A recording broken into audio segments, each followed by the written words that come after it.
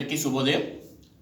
ఈరోజు మనం చెప్పుకోబోయేటటువంటి అంశం పద్వాది సంధి.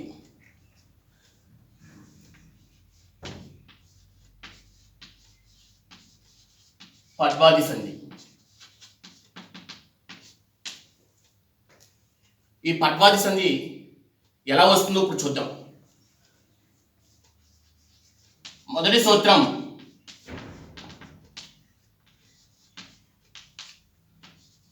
పద్వాదులు పరమగునప్పుడు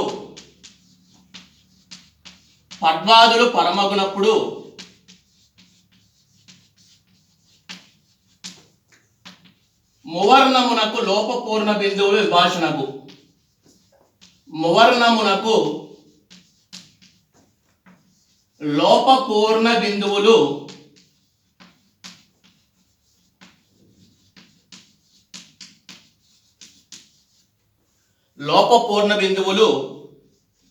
విభాషణకు. ఇది మొదటి సూత్రం.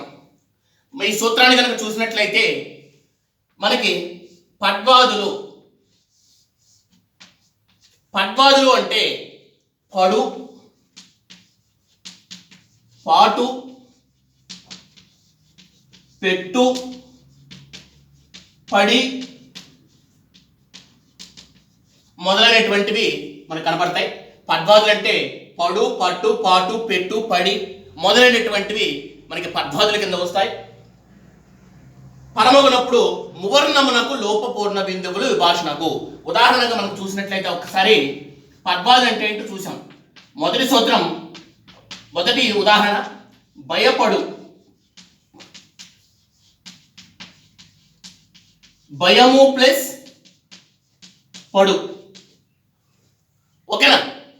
రెండవ ఉదాహరణ ఆరాటపడు. ఆరాటము ప్లస్ పడు. రెండు ఉదాహరణలు చూసినట్లయితే దీంట్లో భయపడు అనేది ఉంది. మనం సాధారణ మాట్లాడేటప్పుడు భయము పడు అని మనం పర్టికులర్గా మాట్లాడలేము. కానీ మనం రాసేటప్పుడు కంపల్సరీగా మనకి రాసే విధానంలో భయము పడు అనే విధంగానే మాత్రమే భయపడు అంటాం, భయం పడు అని కూడా అంటాం. ముందు చూద్దాం. ఇది ఉదాహరణ. ఇది పద్వాదులు అన్నాం కాబట్టి పద్వాదుల్లో పడు ఉంది కదా ఒకటి.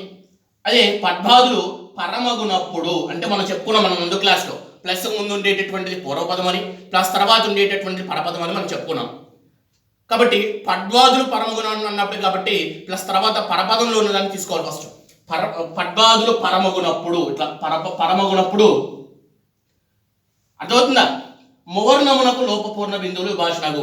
మువర్ణము అనేటటువంటిది పూర్వపదంలో ఉన్నటువంటి చివరి అక్షరం. ఎప్పుడైనా గుర్తుపెట్టుకోండి, సంధి జరిగేటప్పుడు పూర్వపదంలోని చివరి అక్షరానికి పరపదంలో ఉన్నటువంటి మొదటి అక్షరానికి మధ్య సంధి జరుగుతుంది. కాబట్టి దీంట్లో ఉన్నటువంటి మువర్ణానికి లోపం జరుగుతుంది.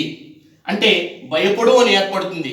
అలా కాకుండా లోపం అన్నాడు అంటే భయపడు అనేటటువంటి పదం ఏర్పడింది, పోయింది. కాబట్టి అలా కాకుండా పూర్ణ బిందువు అంటే ఇక్కడ సున్నా. పూర్ణ బిందువు అంటే సున్నా. అంటే ఇది పూర్ణ బిందువు వచ్చిందనుకోండి, భయం పడు అనేటటువంటిది ఏర్పడుతుంది. భయం పడు. అర్థమవుతుందా? మరి విభాష అన్నాడు కాబట్టి విభాష అంటే సంధి జరగవచ్చు,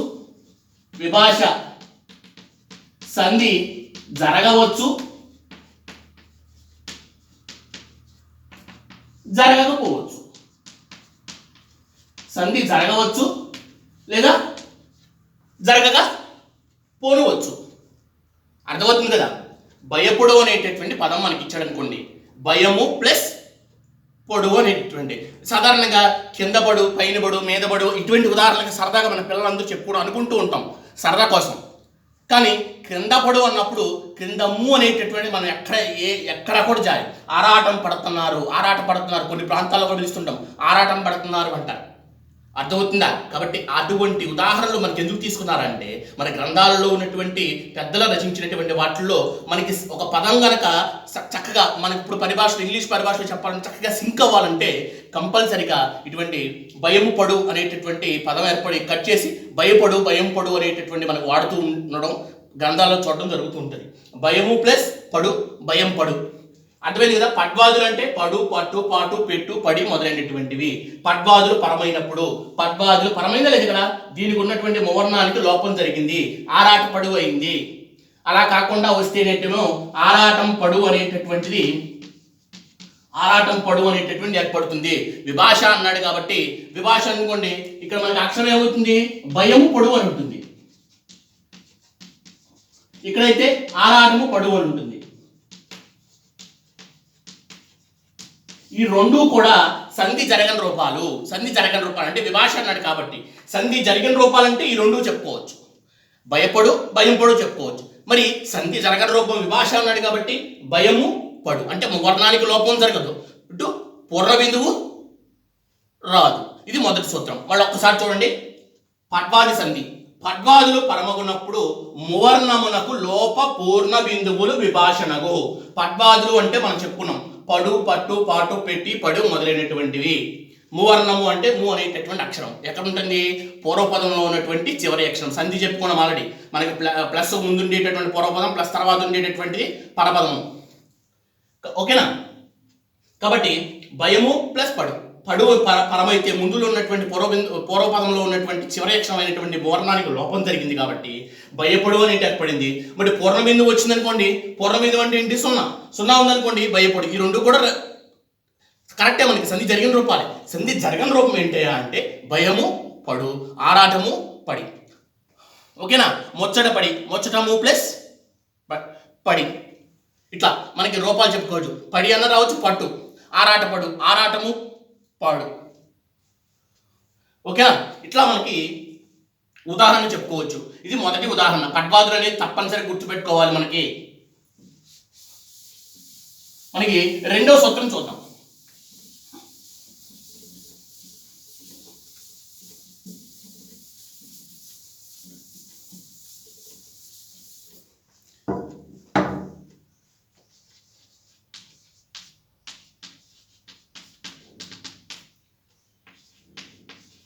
ఈ కార్యము కర్తృవాచక మువర్ణమునకు